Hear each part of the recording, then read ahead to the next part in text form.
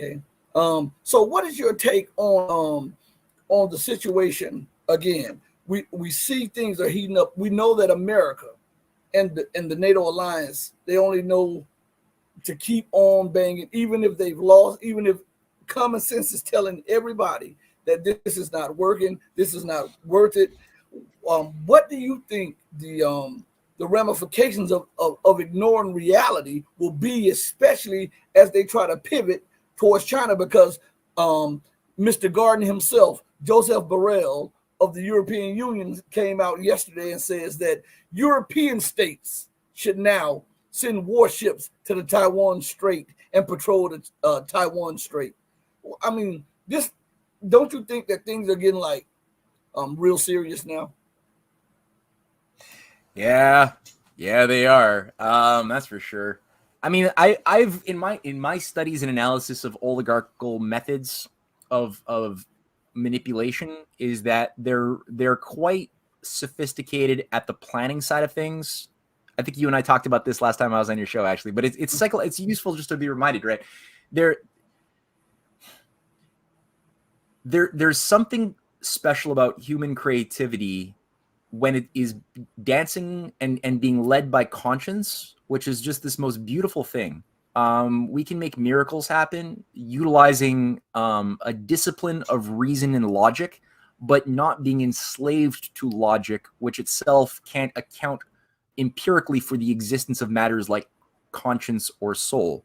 Those are things that participate a little bit more in qualities of faith, but that have to coexist and even interface with in the real existence of the universe that we live in, powers of logic, of mind.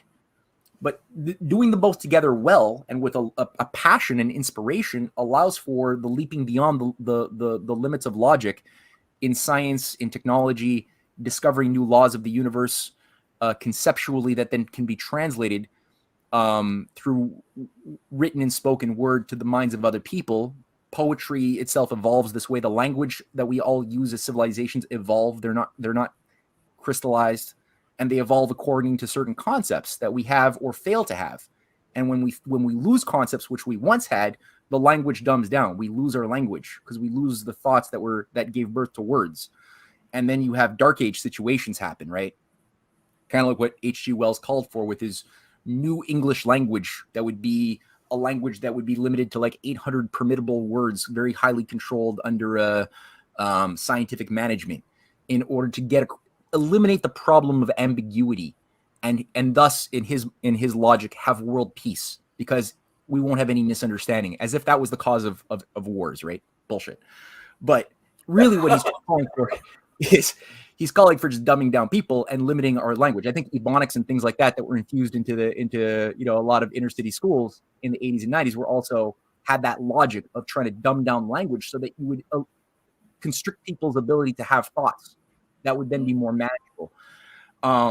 We got it with Twitter. The very Twitter platform itself was designed through the military-industrial complex, INSNA and social engineers in Tavistock, who are looking at different ways of forcing the mind to constrict itself to these limited amounts of characters and have these little bite-sized sound bites. But I mean, truth is in context. It takes time and memory and patience to unfold truth, because it's all contextual, right? That requires certain muscles mentally be worked on that are not developed in the Twitter space.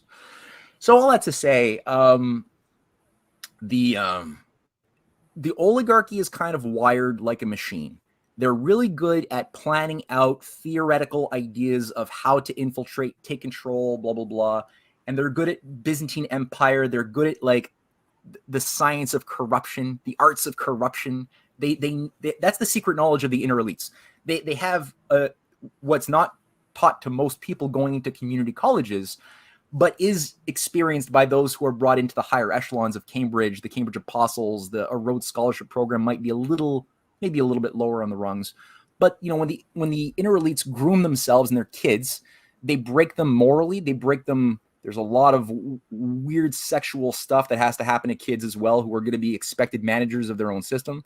So their humanity is increasingly broken, while they at the same time are given access to certain insights about the human condition, which can be used to then play us against ourselves, to take the good or take the evil and make it appear good, to take the good, make it appear evil, to take people who have a lot in common and get them to fight each other, right? Certain concepts of dualisms are created. The art of creating controlled oppositions there's a cultivation of an appreciation for those qualities in the realm of ideas, in the realm of practice by the elites. Creating synthetic cults, right, that have organizing ideological worldviews that's something practiced and deployed. But they themselves do it to themselves. That's the thing, is that the oligarchy themselves, while they do it to others, to their victims, they also do it to themselves, as I mentioned, about their own auxiliaries. And my wife was just, as part of her research for her new book, had to go through the Huxley family. And, a great example she gave me is that Julian, Aldous Huxley, who are very high-level auxiliaries, grand strategists who are granted access to a big chunk of their creative potentialities, much more so than the rest of us, plebes who are supposed to just be happy little repetitive motion serfs, right? But these are part of the governing creative class. They're allowed to do that in the realm of science, like Julian, or the realm of the arts, like Aldous, but on the condition that they have something in their humanity broken at Eton College, a school famous for buggery of young students, right?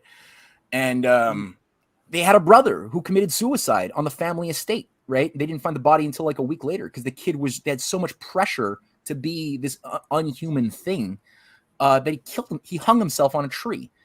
Julian Huxley, my wife was just going through with me how he had psychiatric electroshock therapy for like 20 years of his life because he just couldn't deal with the tension of being what he was expected to be. Aldous Huxley even wrote letters saying how happy he was when he was younger that he lost his eyesight, mostly, like 80% of it, because that alleviated the burden and the pressure of him to go and fulfill the family machinery and be a controller of science. And, he was then given the right to get out of science and be a bit more, free with your creativity, which he, popularized drugs with MKUltra on that. But these guys are highly, highly misabused, and I don't see any evidence that anywhere up the hierarchy there is at any point sanity or genuine, authentic creativity the way I discussed with the dancing of conscience and reason together. None of that seems to exist. So they're really good at execution of the planning stages, but when it comes to execution in reality, they create things because they deny fundamental truths of reality that blow up in their face. And that seems to be more or less what's happening today. And there are mature adults in the room, thank God, in Eurasia who understand the essential species character of this oligarchy. They seem to have the best sense of its methodology, its modus operandi than I've ever seen. And they've got a common sense of a better, more natural way of doing things on every level that matters: cultural, political, economic, founded on an idea of the leaping above the limits to growth. When you cultivate the idea of dignity, reason, knowledge, love of our future, our kids that don't exist yet, when you cultivate these things, human beings can always break the Malthusian trap of depopulation. And so again, Xi Jinping is a philosopher king in my mind. And many of his key allies that he surrounded himself with, I read their speeches, I look at their writings. These people have thought about these matters in a deeper way than most people I know. Putin, I think he's on that level of an epistemological warrior. He Lavrov, Glaziev, these guys understand matters of philosophical importance that most people don't realize are as important as they are, but that shape their creative strategies. And it's getting contagious in a good way, and it's bearing good fruit. So, and this, unfortunately, I just looked at the time. This is going to have to be our ending remarks. I was getting ready to tell you. I looked up there too, and I was like, "Oh my God, yeah."